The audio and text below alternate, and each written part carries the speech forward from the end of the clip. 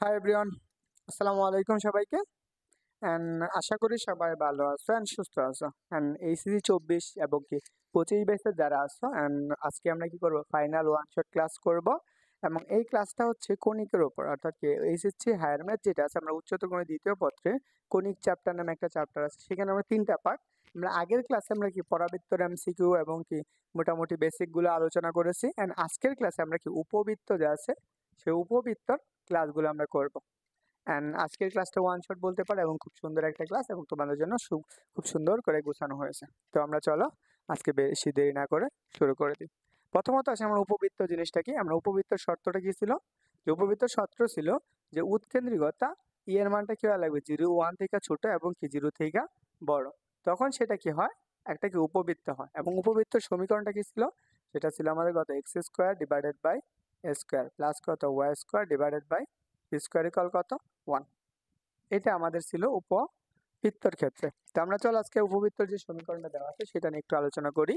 যে আমরা এই জায়গাটা একটা চিত্র দিয়ে দিয়েছি, বা আমরা এই চিত্র থেকে আমরা জানবো যে উপবৃত্তর কোন অংশটুকু কি বলা হয় এবং কোন নামটাকে কি বলে। তো আমরা প্রথমত আসো এখানে অক্ষগুলো একটু দেখি। দেখো, এটা হচ্ছে এক্স ও এবং কি এক্স, এটা হচ্ছে কি এক্স অক্ষ এবং কি ওয়াই এবং কি ও ওয়াই ড্যাশ, এটা হচ্ছে কি ওয়াই অক্ষ বরাবর। তাহলে উপকেন্দ্রটা কয়টা অক্ষের উপর অবস্থিত, দুইটা অক্ষের উপর অবস্থিত। এখন আমাদের জানা লাগবে, যেহেতু অক্ষ দুইটা ছেদ করছে, তার মানে এই ছেদ বিন্দুটাকে আমাদের কি বলা হয়, সেটাকে আমাদের বলা হয় কি কেন্দ্র। এই উপকেন্দ্রটা এটাকে বলা হয় কি কেন্দ্র বলা হয়। তো বুঝতে পারছো, যেহেতু কেন্দ্র বলে দিছে, তাহলে আমরা জানি কি পরাবৃত্তের ক্ষেত্রে কি উপকেন্দ্র থাকে, নিয়ামক রেখা থাকে। পরাবৃত্তের যতগুলো উপকেন্দ্র ছিল ঠিক সমপরিমাণ নিয়ামক রেখা ছিল। এখানেও সেম জিনিসটা। দেখো, এখানে আমাদের উপকেন্দ্র উপবৃত্তের ক্ষেত্রে উপকেন্দ্র থাকবে কয়টা, দুইটা। এই জায়গায় দেখো আমরা একটা উপকেন্দ্র আছে, সেই উপকেন্দ্রটা কত এস। এখানে আমাদের একটা উপকেন্দ্র দেওয়া আছে, সেই উপকেন্দ্রটা এস। আরেকটা উপকেন্দ্র হচ্ছে এই যে আরেকটা উপকেন্দ্র, সেটা হচ্ছে কত এস ডেস। তার মানে আমরা কি কয়টা উপকেন্দ্র পাইলাম, দুইটা উপকেন্দ্র পাইলাম। দেখো, উপকেন্দ্র স্থানাঙ্কগুলো সবসময় কি করা হয়, একদম এই যে এক্স অক্ষরেখা আছে মূল বিন্দু থেকে শুরু করা হয়। তো আমরা কয়টা উপকেন্দ্র, দুইটা উপকেন্দ্র। এখন আসো, এই উপকেন্দ্র কি আছে, শীর্ষবিন্দু আছে। দেখো, এই জায়গায় একটা কি আছে, শীর্ষবিন্দু। এখানে আরেকটা শীর্ষবিন্দু। তার মানে কি উপকেন্দ্র কয়টা শীর্ষবিন্দু, উপবৃত্ত কয়টা শীর্ষবিন্দু পাবো, সেখানে পাবো আমরা দুইটা শীর্ষবিন্দু। এখন আসো, আরেকটা জিনিস জানা লাগবে, সেটা হচ্ছে আমাদের কি নিয়ামক রেখা। একটা জিনিস মনে রাখো, যে নিয়ামক রেখাটাকে আমরা কি এই উপকেন্দ্র থেকে এইটুকু নিয়ামক রেখার দূরত্বটুকু আমরা বের করব। তাহলে আমরা এখানে নিয়ামক রেখা কোনটা, এই যে এম, আর এটা হচ্ছে কত জেস। যেহেতু আমরা উপকেন্দ্রের হচ্ছে উপবৃত্তের উপকেন্দ্র আছে কয়টা, দুইটা, তাহলে নিয়ামক রেখাও কয়টা হবে, দুইটা। দেখো, এই পাশে হচ্ছে যে একটা নিয়ামক রেখা, সেটা হচ্ছে কত এম জেড। আর এই পাশে দেখো, এই এস ড্যাশের জন্য আমরা আরেকটা নিয়ামক রেখা হচ্ছে, সেটা হচ্ছে কত এম ড্যাশ এবং কি জেড ড্যাশ, এটা আরেকটা নিয়ামক রেখা। তাহলে আমরা কয়টা নিয়ামক রেখা পাইলাম, দুইটা নিয়ামক রেখা পেলাম। দেখো, আমরা পরাবৃত্তের ক্ষেত্রে আরেকটা জিনিস পড়ে আসছি, সেটা ছিল কি আমরা উপকেন্দ্রিক লম্ব। তাহলে উপকেন্দ্রিক লম্ব কোনটা, উপকেন্দ্র বরাবর যে রেখাটা যাবে সেটা। দেখো, এই যে একটা রেখা আছে, এই রেখাটাকে আমাদের কি বলা হয়, উপকেন্দ্রিক লম্ব বলা হয়, তাই না। যেহেতু উপকেন্দ্রিক লম্বকে আমরা প্রকাশ করা হয়েছে এল এবং এল ড্যাশ দ্বারা। এইটুকু আমার বোঝানো হয় উপকেন্দ্রিক লম্ব বা উপকেন্দ্রিক লম্বের দৈর্ঘ্য। তাহলে উপকেন্দ্রিক লম্ব কয়টা থাকবে, দুইটা। যেহেতু উপকেন্দ্র কি একই বরাবর, তার মানে দৈর্ঘ্যটা কি হবে, উপকেন্দ্রের লম্বের কি সমান হবে। এখন আসো, এই অংশটুকু তো গেল। তারপর আসে আমরা এম থেকে জেড, এই জায়গায় হচ্ছে আমাদের একটা পি এবং ড্যাশ, এটাকে আমাদের বলা হয় কি চলমান বিন্দু। এটাকে বলা হয় আমাদের চলমান বিন্দু বা সঞ্চার পথের বিন্দু। সেটা তোমরা বলতে পারো, চলমান বিন্দু বলতে পারো বা সঞ্চার পথের বিন্দু বলতে পারো। তা এইটুকু যদি আমরা মনে রাখি তাহলে হবে। তো এখন আসে আমরা উপবৃত্তের ক্ষেত্রে আমরা কি হচ্ছে কনিক্সের ক্ষেত্রে শর্ত কি পড়ছিলাম, যে এই চলমান বিন্দু থেকে উপকেন্দ্রের দূরত্ব, তাহলে চলমান বিন্দু থেকে উপকেন্দ্রের দূরত্ব এবং ওই চলমান বিন্দু থেকে নিয়ামক রেখার লম্ব দূরত্বের অনুপাত, তার মানে কি হচ্ছে এমপি, এদের অনুপাত হচ্ছে কি আমাদের উৎকেন্দ্রিকতা। এই উৎকেন্দ্রিকতা, বুঝতে পারছো। তা এইটুকু যদি হয় তাহলে আমরা সেটা কি হবে, এটা কি উপবৃত্ত হবে, অর্থাৎ কি আমাদের কি একটা পরাবৃত্ত বা কনিক্স হবে। এইটুকু হচ্ছে আমাদের এই ক্লাসে এই স্লাইডের মাঝখানে অংশ। তোমরা আশা করি এই অংশটুকু বুঝতে পারছো। আরেকটা জিনিস আমি এখানে বলে দেই, যে এই জায়গায় এস জেড ড্যাশ আর এখানে আরেকটা হচ্ছে কি জেড, এই দুইটা বিন্দু হচ্ছে কি আমরা দুইটা অক্ষের শ্যাডো বিন্দু। কি কি, একটা হচ্ছে কি নিয়ামক রেখা আর এটা হচ্ছে কি অক্ষরেখা, নিয়ামক রেখা এবং অক্ষরেখার ছেদবিন্দু হচ্ছে কি দুইটা, সেটা হচ্ছে কত এই অংশটুকু। তো এখন আসো আরেক দুইটা জিনিস আছে বাকি, সেটা হচ্ছে কত এই যে এই অক্ষরেখার আমরা কি দুইটা অক্ষ পাবো, একটা হচ্ছে বৃহৎ অক্ষ আর একটা হচ্ছে ক্ষুদ্র অক্ষ। তো বৃহৎ অক্ষটা কত দেখো, এই যে শীর্ষবিন্দুটা আছে, আমরা এখানে এই শীর্ষবিন্দুটা পাইছি, এই শীর্ষবিন্দু থেকে অপর যে শীর্ষবিন্দু পর্যন্ত যে দূরত্বটা, সেটাকে আমাদের কি বলা হয় বৃহৎ অক্ষ। তাহলে আমরা বৃহৎ অক্ষটা কত লিখতে পারি, বৃহৎ অক্ষ, অক্ষ হচ্ছে কত এ দেশ সমান, দেখো তো এখন এখানে একটু জিনিস মনে রাখা লাগবে যে এই যে শীর্ষবিন্দু পর্যন্ত যে দূরত্বটুকু, সেই দূরত্বটুকু হচ্ছে কত এ পরিমাণ দূরত্ব, এবং এইখান থেকে এই শীর্ষবিন্দুর দূরত্ব কি সেম ভাবে এ পরিমাণ, কিন্তু এটা কি ঋণাত্মক দিকে গেছে, তার জন্য কি এক্স এর মানটা কি হবে মাইনাসের এ। তো তুমি যদি এমনিতে দূরত্ব হিসাব করো তাহলে সেক্ষেত্রে কত আসবে এ আর যোগ করলে কত আসবে 2a। এমনকি ক্ষুদ্র অক্ষ কোনটা, যে অক্ষ বরাবর ছোট সেটা হচ্ছে আমাদের কি ক্ষুদ্র অক্ষ, তো এই বরাবর হচ্ছে কি আমাদের কি ক্ষুদ্র অক্ষ। তাহলে আমরা এখানে কি বলতে পারি বি বি ড্যাশ সমান কত 2b। তো এইটুকু হচ্ছে আমাদের সাধারণ অংশটুকু। এই চিত্র থেকে আমরা এইটুকু মনে রাখতে পারলে আশা করি তোমাদের সামনে ক্লিয়ার হয়ে যাবে এবং ইজি মনে হবে।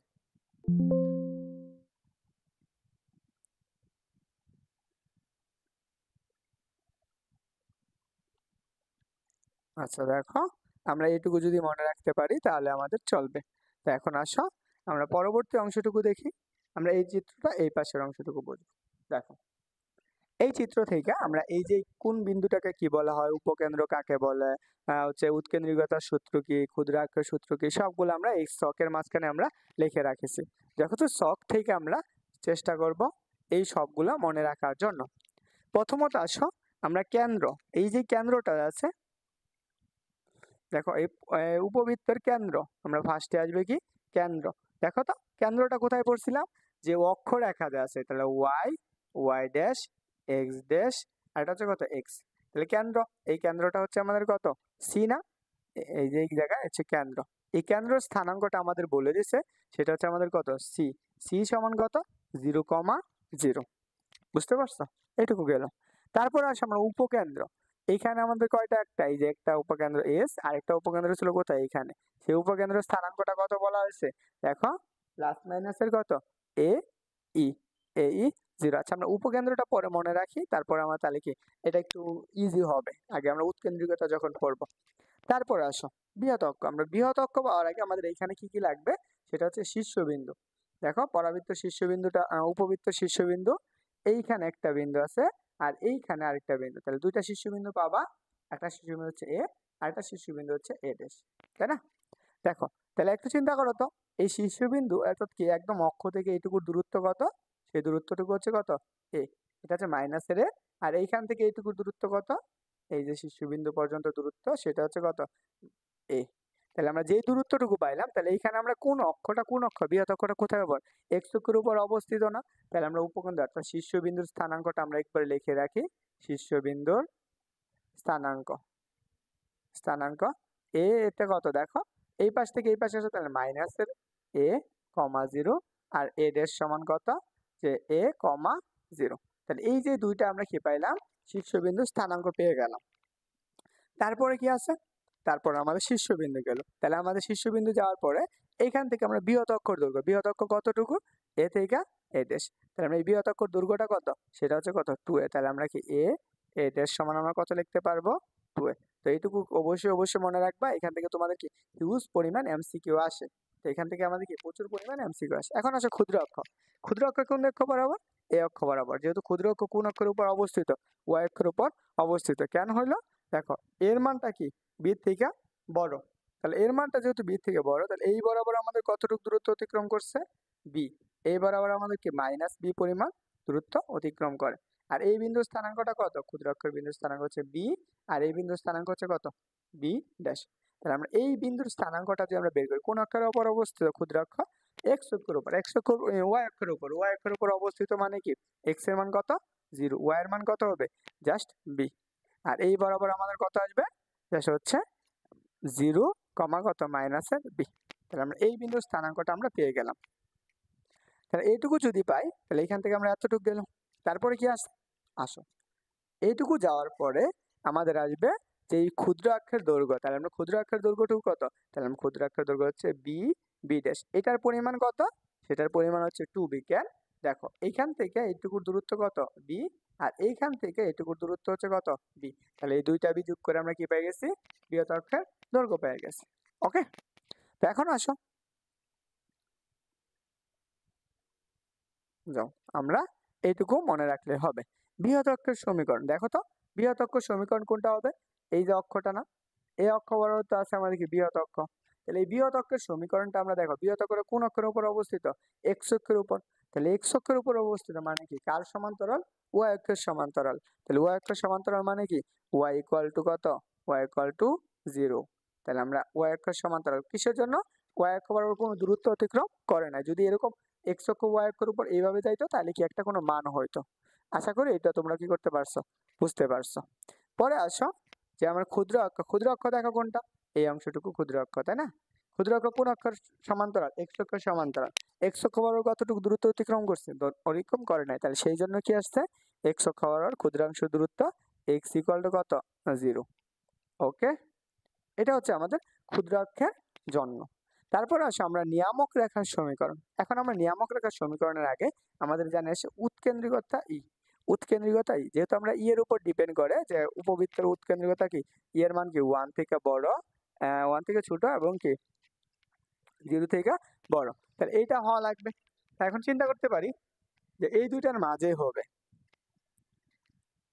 তাহলে আমরা উৎকেন্দ্রিকতা গেল, তাহলে উৎকেন্দ্রিকতা সেই ক্ষেত্রে দেখো কার মানটা বড় ধরা হয়েছে? বি এর মান বড় ধরা হয়েছে। তার মানে বি সরি, এর মানটা কি?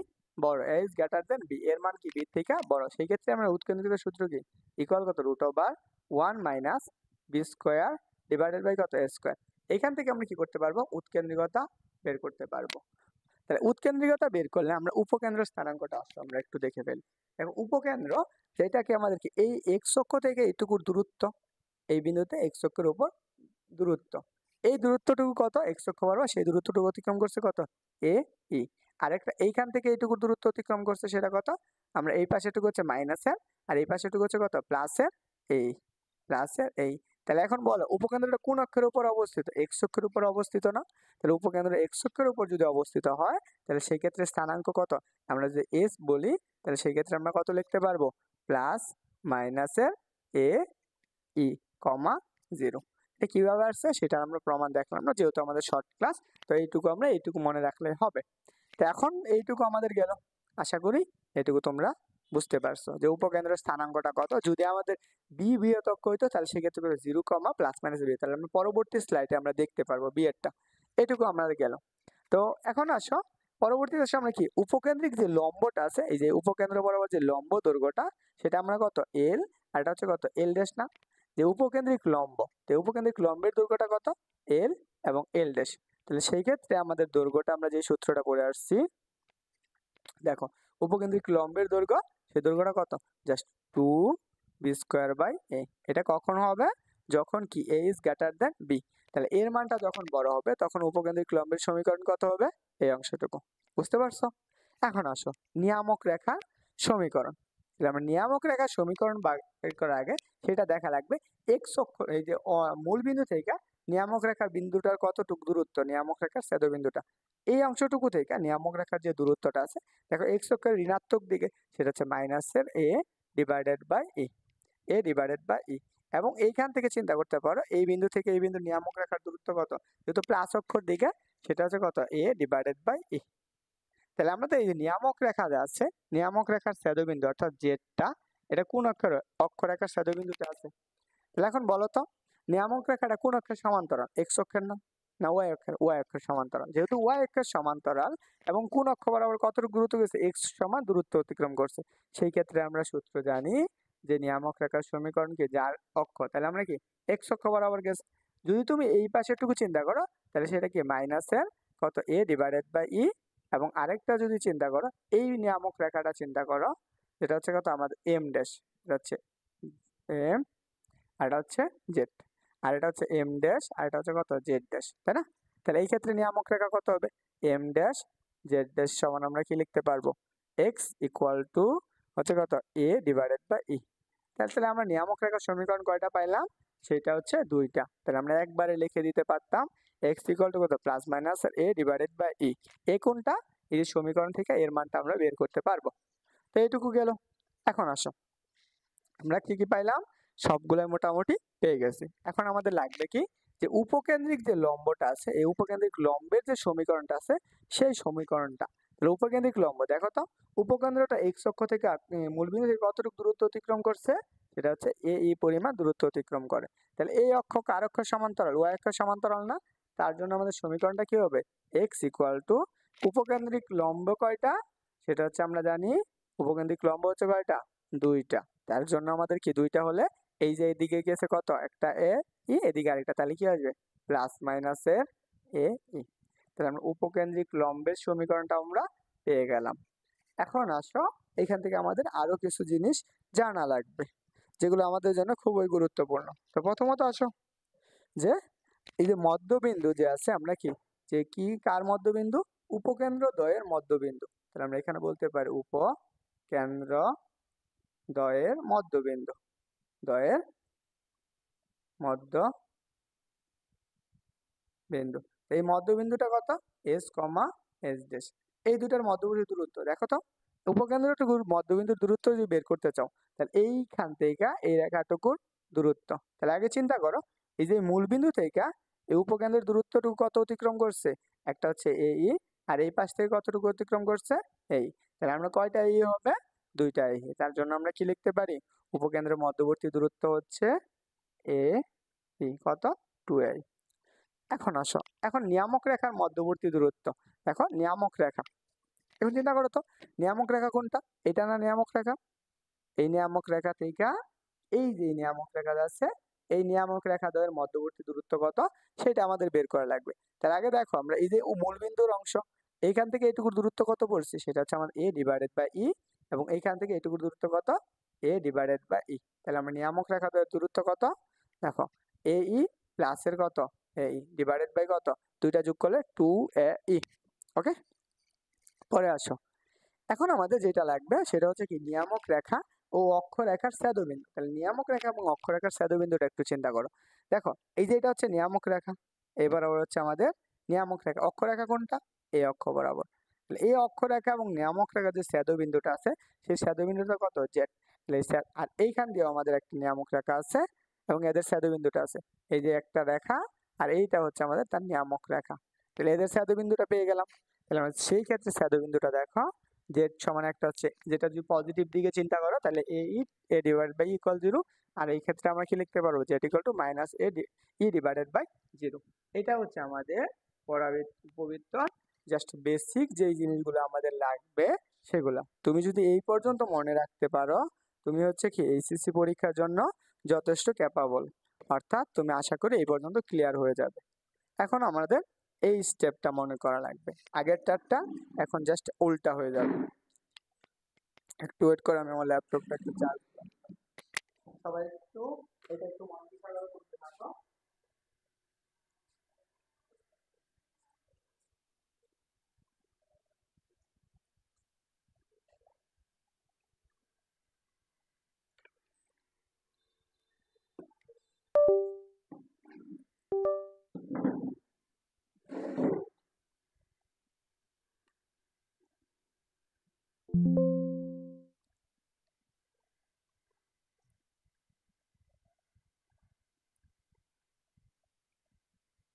ওকে, এখন দেখো আমরা এই অংশগুলো আসি। দেখো আমরা উপবৃত্তের ক্ষেত্রে আমাদের কি বলছে,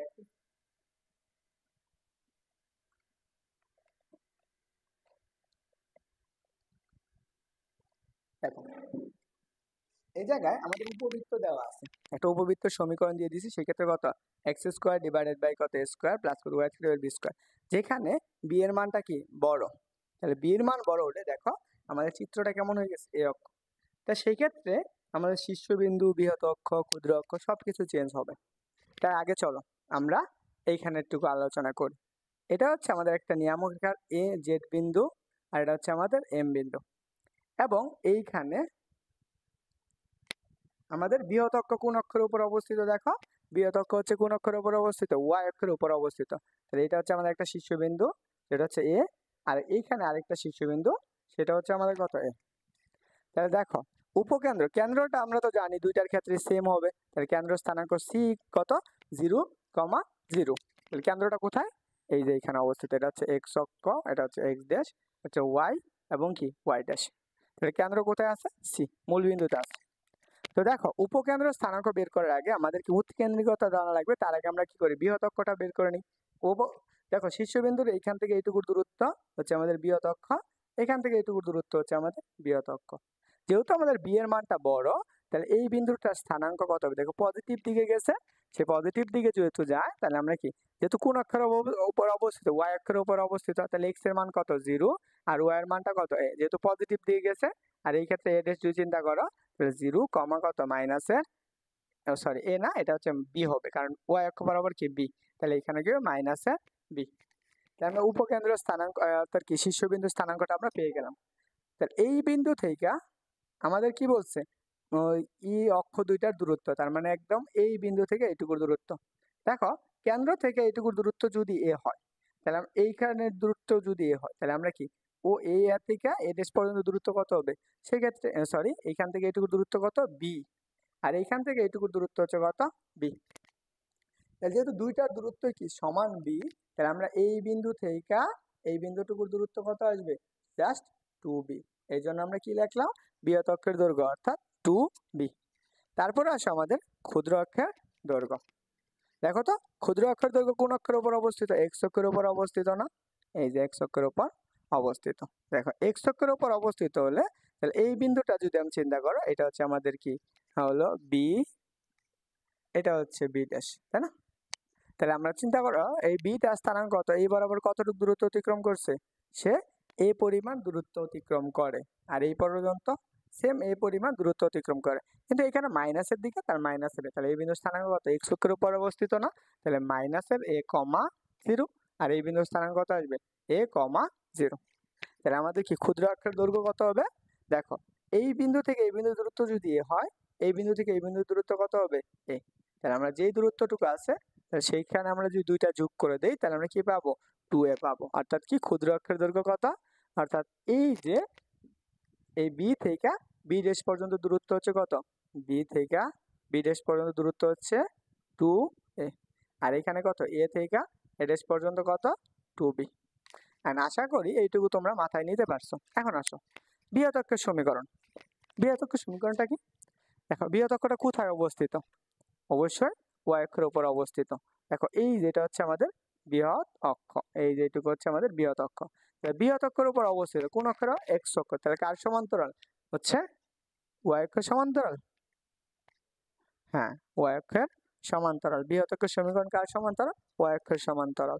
তাহলে যেহেতু ওয়াই অক্ষের সমান্তরাল না, এটা হচ্ছে এক্স অক্ষের সমান্তরাল। সরি, এটা হচ্ছে ওয়াই অক্ষের সমান্তরাল। যেহেতু ওয়াই অক্ষের সমান্তরাল, তাহলে সেই ক্ষেত্রে আমরা কি পাবো? এক্স ইকুয়াল টু কত? 0। কারণ কি, আমরা এক্স অক্ষ বরাবর যাই নাই, তাহলে সেই ক্ষেত্রে এক্স ইকুয়াল টু 0। যখন আমরা ক্ষুদ্র অক্ষের সমীকরণ দেখবো, ক্ষুদ্র অক্ষটা কোথায়? এই যে বরাবর, এটা হচ্ছে ক্ষুদ্র অক্ষ। তাহলে দেখো, যেহেতু ক্ষুদ্র অক্ষ আছে, ক্ষুদ্র অক্ষ কোন অক্ষের সমান্তরাল? ওয়াই অক্ষের সমান্তরাল না এক্স অক্ষের সমান্তরাল? এক্স অক্ষের সমান্তরাল। এক্স অক্ষের সমান্তরাল যেহেতু ওয়াই অক্ষ বরাবর কোনো দূরত্ব অতিক্রম করে নাই, তার জন্য কি আমাদের ওয়াই ইকুয়াল টু 0। আশা করি এটুকু তোমরা বুঝতে পারছো। এখন আসো আমরা উৎকেন্দ্রিকতার ক্ষেত্রে। দেখো, একটা উপবৃত্তর যখন বিটা বড় হয়ে যায় এ থেকে, যখন বি বড় হয়, তখন উৎকেন্দ্রিক সূত্র কত? √1 মাইনাসের এ স্কোয়ার ডিভাইডেড বাই কত? B square. এটা তোমাদের জন্য গুরুত্বপূর্ণ একটা সূত্র, তো এই জিনিসগুলো একটু মাথায় রাখা লাগবে। তো পরে আসো, উৎকেন্দ্রিকতা পাইলা, এখান থেকে আসো আমাদের উপকেন্দ্রটা স্থানাঙ্ক। দেখো তো, এখানে উপকেন্দ্রটা কোন অক্ষের উপর অবস্থিত? এটা হচ্ছে ওয়াই অক্ষের উপর অবস্থিত। তাহলে সেই ক্ষেত্রে কত? উপকেন্দ্র স্থানাঙ্কটা এস হবে একটা, সেটা কত? 0, প্লাসের এ ই, A B, sorry B A B. এখানে এ বি হবে না, এখানে হচ্ছে বি ই। দেখো, আমরা এখানে কত পাবো? Just B E. এটা হচ্ছে আরেকটা উপকেন্দ্র আছে না এখানে, সেই উপকেন্দ্রটা কত? এস ড্যাশ, সেটা কত? 0, মাইনাসের বি। এখন যদি আমরা দুইটাকে একসাথে লিখি, তাহলে আমাদের দেখো যেটা আসবে, সেটা হচ্ছে কত? উপকেন্দ্র যে কত? 0, প্লাস মাইনাসের বি। এটা হচ্ছে আমরা একটা উপবৃত্তর বি হচ্ছে কি উপকেন্দ্রের স্থানাঙ্ক কখন? যখন কি বি এর মানটা কি এর মান থেকে বড়। তাহলে বুঝতে পারছো? এখন আসো নিয়ামক রেখার দূরত্ব। তাহলে এই যে নিয়ামক রেখার দূরত্ব, এখানে হচ্ছে বি হবে, তাহলে নিয়ামক রেখার দূরত্ব, নিয়ামক রেখা কোথায়, মূলবিন্দু থেকে, এই যেটা হচ্ছে মূলবিন্দু রেখা, এই বিন্দু থেকে এই বিন্দুর দূরত্বটুকু নিয়ামক রেখার দূরত্ব। যদি আমরা নিয়ামক রেখার দূরত্বটা চিন্তা করি সেই ক্ষেত্রে দূরত্বটা কত হবে, বি বাই ই। তাহলে সেই দূরত্বটা কত পাবো আমরা, বি বাই ই পাবো।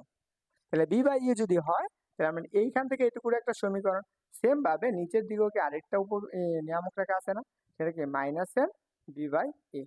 তাহলে দেখো তো এই নিয়ামক রেখাটা কোন অক্ষের সমান্তরাল, এক্স অক্ষের সমান্তরাল না, তার জন্য আমরা কি পাবো, সরি এক্স অক্ষের সমান্তরাল, তো সেই ক্ষেত্রে ওয়াই বরাবর যাবে। তাহলে আমরা কি নিয়ামক রেখার সমীকরণটা লিখতে পারবো, জাস্ট ওয়াই ইকুয়াল টু, দেখো দুই অক্ষ বরাবর আমাদের কি আছে, দুইটা নিয়ামক রেখা আছে অর্থাৎ দুই পাশে আছে, তো সেক্ষেত্রে কত, প্লাস মাইনাসের এ বি ডিভাইডেড বাই ই, এটা হচ্ছে আমাদের নিয়ামক রেখা। তারপরে কি উপকেন্দ্রিক লম্ব, এখানে আমরা উপকেন্দ্রিক লম্ব আছে, এই যে এই বিন্দু থেকে এই বিন্দুটুকুর দূরত্ব কত, উপকেন্দ্রিক লম্ব, তাহলে উপকেন্দ্রিক লম্বের দৈর্ঘ্য কত, 2x² ডিভাইডেড বাই বি। আর যদি আমরা উপকেন্দ্রিক লম্বের সমীকরণ চিন্তা করি, যেহেতু কত এই অংশটুকু বি এর বরাবর যাচ্ছে, তাহলে সেই জন্য কি লিখলাম আমরা, x ইকুয়াল টু এক্স অক্ষের সমান্তরাল, x ইকুয়াল টু কত, প্লাস মাইনাসের বি। আমরা আজকে হচ্ছে এই পর্যন্তই, আমরা বেসিক যে ক্লাসটুকু আছে সেটা আমরা করে রাখলাম যাতে আমাদের সামনে এটুকু কাজে লাগে। বুঝতে পারছো সবাই? এখন আসো আমরা পরবর্তী অংশ, আমরা পরবর্তীটুকু ক্লাস করব। এখন বলো তোমাদের কাছে এই পর্যন্ত কারো প্রশ্ন আছে কিনা, যে আমরা দুইটা যে উপবৃত্তের চিত্র বোঝালাম, যদি তুমি এইটুকু বুঝো তাহলে তোমার কাছে যে আছে কি, উপবৃত্ত থেকে উপবৃত্ত 50%, অধিবৃত্তর কি হয়ে গেছে 50% কি হয়ে গেছে, কাভার হয়ে গেছে। যদি তুমি এইটুকু মাথায় রাখতে পারো তাহলে তুমি এইখান থেকে তুমি কয় মার্ক পাবা, আপাতত 6 মার্কের মতো ক্যালকুলেশন করতে পারবে। এখন শুধু জাস্ট আমরা যে সিকিউ এন্ড এমসিকিউ গুলো আছে সেগুলো সলভ করব, সেগুলো সব মনোযোগ সহকারে দেখো, একদম তোমার কাছে ইজি মনে হবে। তো বুঝতে পারছো? তো এখন আজকে আমরা এই কোশ্চেনটা আছে, আচ্ছা আমরা এই কোশ্চেনটা না করে আমরা পরবর্তী ভিডিওতে আমরা আলোচনা করব। দেখো এই কোশ্চেনটা আমরা একটু আলোচনা করব। দেখি বলছে এইটা আমাদের এই উপবৃত্তটা আমাদের কি একটা বোর্ড কোশ্চেন আসছে, যে কোনো একটা বোর্ডে। দেখো কি বলছে, 2x² plus y² equal to 4 কোণিকটি বৃহৎ দৈর্ঘ্য কত। তাহলে আমাদের আগে এইখানে সমীকরণটা বানানো লাগবে কিরকম, আদর্শ সমীকরণ, x² divided by square plus y² divided by square equal কত 1, এই আকারে বানাও। তাহলে আমরা এটাকে বানাইতে গেলে কি করা লাগে বলো তো, জাস্ট একটু চিন্তা করো, এখানে এখানে 2x² প্লাস 2x² প্লাস কত y² ইকুয়াল কত, ইকুয়াল দেওয়া 4। তাহলে এই আকারে বানাতে গেলে এই পাশে কি বানানো লাগবে, 1 বানানো লাগবে, এগুলো সব কত 1 বানানো লাগবে। তার আগে চিন্তা করো তো, 1 বানাও। তাহলে আমরা কত 2x² প্লাস কত y² ডিভাইডেড বাই কত 4, এখানে আমরা উভয় পাশে কি করলাম 4 দ্বারা ভাগ করে দিলাম 1। তাহলে দেখো তো আমরা যদি আলাদা আলাদা লিখি, 2x² by 4 plus y² by কত 4 ইকুয়াল কত 1। তাহলে দেখো 2 দ্বারা কাটো, তাহলে আমরা কত পাবো, জাস্ট x² ডিভাইডেড বাই কত, ডিভাইডেড বাই 2 প্লাস কত y² ডিভাইডেড বাই 4 ইকুয়াল কত 1। এখন বলো তো যদি আমরা এটাকে x² এই আদর্শ সমীকরণ বানাইতে চাই, তাহলে x² divided by √2 square plus কত y² ডিভাইডেড বাই 2 স্কয়ার। বলো তো এখানে কার মানটা বড়, 2 হচ্ছে কত 2 is greater than, 2 is greater than হচ্ছে কত 4, তাই না, 2 ইজ গ্রেটার দেন 2, তাই তো। তাহলে আমাদের দেখো 2 ইজ গ্রেটার দেন √2, তাহলে √2 থেকে কি 2 এর মানটা বড়। তাহলে বৃহৎ অক্ষটা কোন অক্ষের উপর অবস্থিত বলো তো, y অক্ষের উপর অবস্থিত। তাহলে y অক্ষের উপর অবস্থিত হলে বৃহৎ অক্ষের দৈর্ঘ্য। তাহলে আমরা কি এখানে আমরা a সমান কত, a সমান হচ্ছে √2, আর b সমান কত, b সমান হচ্ছে 2। তাহলে দেখো যেহেতু আমরা বলছিলাম b এর মান যদি কি হয় a থেকে বড় হয়, তাহলে কি সেই ক্ষেত্রে বৃহৎ অক্ষ সূত্র কত হবে 2b। তাহলে আমরা এইখানে লেখো যেটা আমরা করতেছিলাম, তাহলে আমরা বৃহৎ অক্ষ, তাহলে আমরা এখানে কি পাবো, বৃহৎ অক্ষ, বৃহৎ অক্ষ কত আসবে সেটা 2b। তাহলে আমরা এখন চিন্তা করো তো 2 ইন্টু b এর মান কত, b এর মান বলে দিচ্ছি দেখো, এই যে b এর মান হচ্ছে কত 2, তাহলে আমরা এখানে বসাও 2, তাহলে কত আসবে 4। তাহলে এটা হচ্ছে আমাদের আনসার। এই পর্যন্ত ভাইয়া তোমরা বুঝছো কিনা জানো। আমরা কি পরবর্তী ভিডিওতে, অর্থাৎ যেহেতু ভিডিওটা 40 মিনিটের মতো হয়ে গেছে, আমরা পরবর্তী 50 মিনিটে আমরা চেষ্টা করব যে পরবর্তী ভিডিওতে আমরা এই এমসিকিউ গুলো তোমাদেরকে একদম, দেখো কত সাল পর্যন্ত আসছে যে কোশ্চেন গুলো হচ্ছে দেখো 17 সাল পর্যন্ত যে কোশ্চেনগুলো আসছে আমরা উপবৃত্ত থেকে সেই কোশ্চেনগুলো সমাধান করব। অর্থাৎ কি সিবি, অর্থাৎ কি 17 এত সাল পর্যন্ত সমাধান করব। আর এই পর্যন্ত বুঝছো কিনা অবশ্যই জানাও কমেন্ট করে। আর সবার জন্য শুভকামনা। আসসালামু আলাইকুম। আর আমরা পরবর্তী নেক্সট ভিডিওতে এই এমসিকিউ গুলো সলভ করব।